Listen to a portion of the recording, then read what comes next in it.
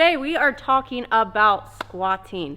I get so many questions on like, why is the bar so far down, or why is your head down, and why do you wear those shoes? So we're gonna go over some of the main reasons why we low bar, but we're gonna kind of explain the difference between a high bar versus a low bar and why you use it. So we'll be going over that today, and maybe even talk about why I wear these fancy little shoes.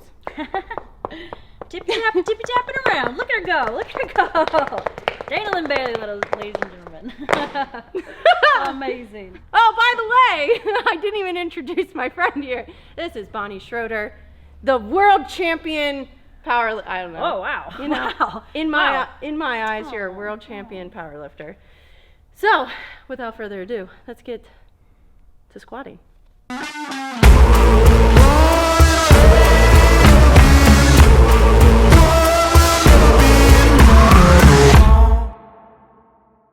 So you have your two squats. High bar, well, you have way more than two squats, but we have a high bar versus low bar. The biggest difference is bar placement. And also the biggest difference is who would use a high bar versus low bar. There's two main reasons. High bar is going to be more quad. It's a lot of knee flexion. And you're going to see more people that are in CrossFit or like Olympic weightlifters, because they're generally going to practice the type of squat that they're going to use in other movements like a snatch or like a clean and jerk, which is a very upright position. So the high bar squat is going to sit higher up on your back and your chest is going to be more upright versus a low bar, which is lower on your back and your chest is generally kind of down. You have like a forward lean and it's more glutes and hamstrings. Powerlifters, strongman, I would assume, would be more types of low bar squatters. Have I seen a high bar squatter in a powerlifting meet? Yes. It all, like, if you're stronger that way, of course, then that's what you would choose. But mostly powerlifters are going to be stronger because it's going to call in your posterior chain. It's going to let your hips go back a little bit more, less knee flexion, which is what I like the most. And it just puts you in a stronger position so you can do greater loads on a low bar.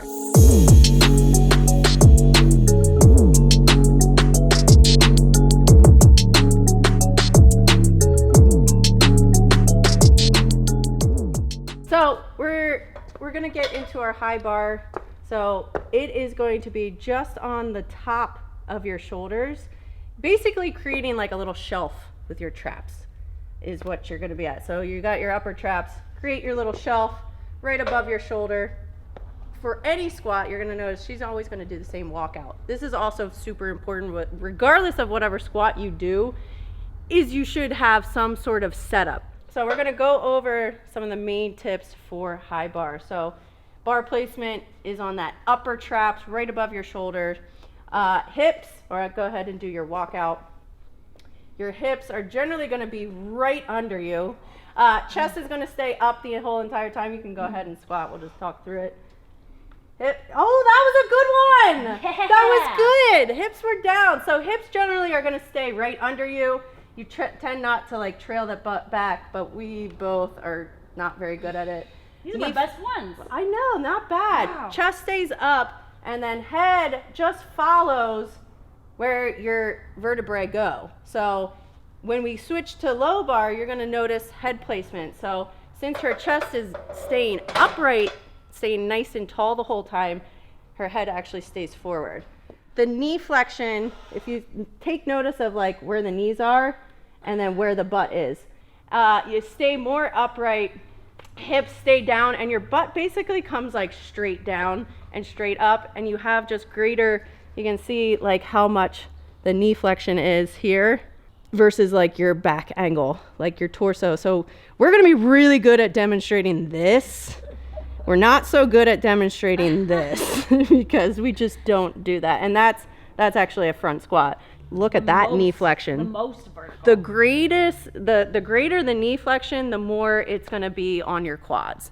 So that's why, okay, a front squat, you're the most upright, so it's going to be the most on your quads, versus if you let your butt drag back a little bit, let your butt lean back, you're going to call in on that posterior chain. So now we are going to move on to our favorite, which is low bar.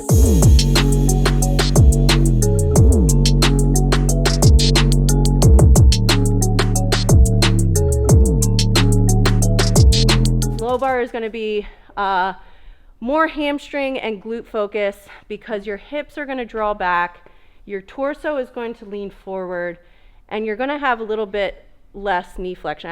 I don't know what the degree is, but it's less knee flexion. So honestly, if you're someone that has knee problems, low bar squat is where it's at. High bar squat, there's greater impact on your knees because the flexion, you're really flexing them. And then low bar, your hips draw back, puts more emphasis on the posterior chain, and you can push more from there, which I'm stronger from my hamstrings and glutes are way stronger than anything else. So that's low bar is where I'm strongest. And generally most people, if they practice it correctly, will be the strongest. That's where you're going to be able to create the biggest loads.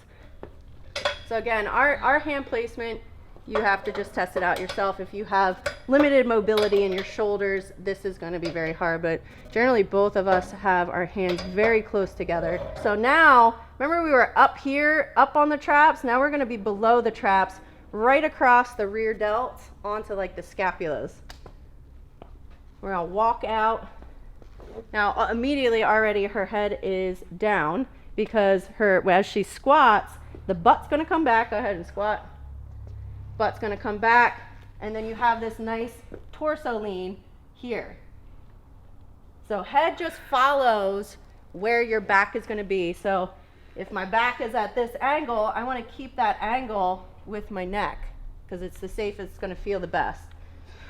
And by bringing those hips back, you're able to load from the back side, your stronger side anyway. You'll be able to push more weight. I can demonstrate this one. I like this one. Let's see it. Look at all like that tension she's creating right here. This is so tight. That mobility though. I know. I can go so much So further. much deeper. Yep. So, which squat is better? Tell us, Dana. Ah, well, actually, you have to tell us because basically how you're going to pick high bar versus low bar is going to be all based on your goals. Like, why are you squatting? Is it because you need to better other lifts? What style lifter are you? Are you a CrossFitter? Are you a Olympic weightlifter? Are you a power lifter? Are you a bodybuilder? So you got to generally pick which one you do, or just do both of them, because they both have good benefits and qualities to both of them. I'm sorry. And a lot of powerlifters will treat low bar like as their main lift, but then also do high bar as like an accessory lift.